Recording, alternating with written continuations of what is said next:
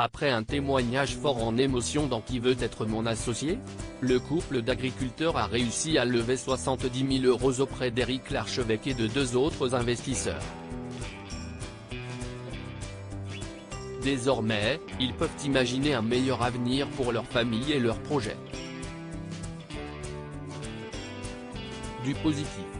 Dans Qui veut être mon associé?, où des investisseurs rencontrent des entrepreneurs cherchant à lever des fonds, les téléspectateurs de M6 ont pu découvrir les aventures de Jean-Sébastien et Marine, un couple d'agriculteurs. Face aux aléas d'un métier de plus en plus difficile, le couple tente de pérenniser l'avenir de leurs enfants en créant une paille réutilisable en seigle. Un projet écologique qui a trouvé les faveurs d'Éric Larchevêque. Éric Larchevêque a revu plusieurs fois Jean-Sébastien et Marine après Qui veut être mon associé?. Il faut dire que pour le cofondateur de Ledger, 343e fortune de France, cet investissement fait sens. L'entrepreneur de 49 ans cherche en effet à valoriser les régions françaises, lui qui est né à Vierzon, dans le Cher.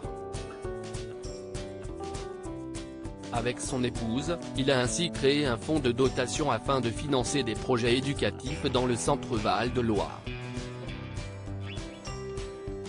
Face au couple d'agriculteurs et à l'émotion qu'a suscité leur témoignage, il est ainsi entré au capital à hauteur de 24%, divisé en parts de 8% entre lui, Delphine André et Jean-Pierre Nadir.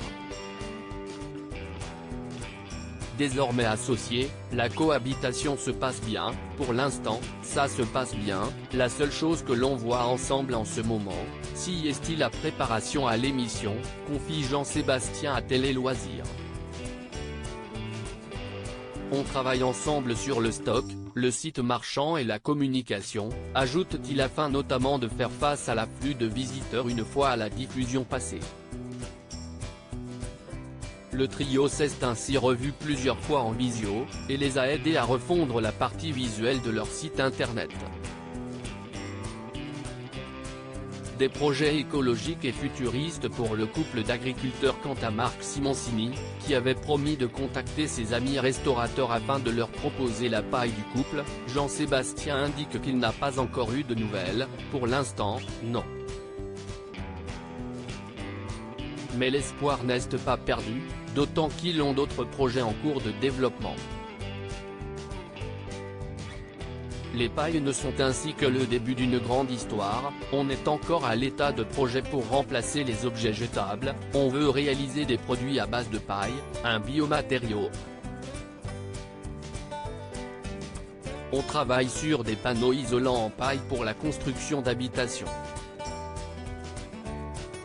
Dans un futur plus lointain, s'il y a un projet en développement avec un laboratoire local que le couple espère pouvoir proposer des bûches en crottin de chevaux pour les poêles à bois.